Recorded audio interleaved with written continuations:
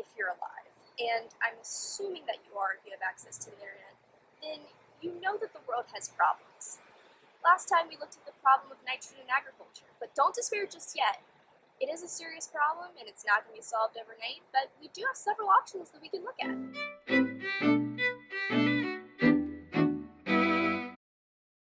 People have been combating barren fields for centuries, so how did they do it? A little thing called crop rotation. The general idea is that different plants require different things, so corn and other grains draw nitrogen straight up from the soil, while legumes actually form these symbiotic relationships with nitrogen-fixing bacteria and little nodules in their root systems, so they leave the nitrogen in the soil pretty much alone. So if you rotate the corn with the legumes, you allow the soil to recover, and every plant gets what it wants. It's a legitimate win-win situation, and this process has been proven to work. It's literally medieval. The only problem is that for large-scale ventures and highly specialized things, it may be a little impractical, so we'll keep our options open.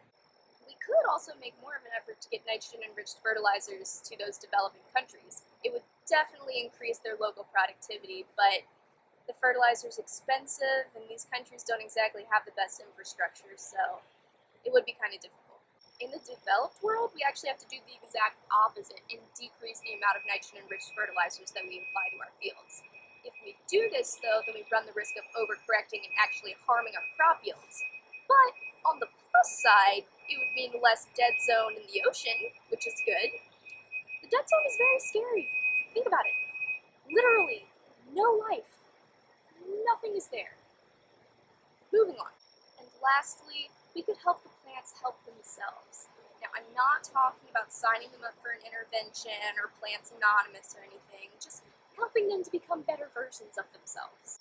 I mean, if plants could fix nitrogen, wouldn't most of our problems be solved? Okay, we'll still have to work on world peace, but we'd be one step closer to ending world hunger. That'd be great. Even for the world's top scientists, this breakthrough is many, many years in the making, and there's so much controversy right now surrounding genetically modified organisms that who even knows that it would be widely adopted? Ultimately, we've got to throw these pros and cons on the scale and weigh them. I mean, there may not be one right answer, but doing nothing is definitely the wrong answer. Next week, we're going to take a look at the last option that we discussed today and look a little bit into what genetic modification is, how it came to be, that sort of thing. So, till then!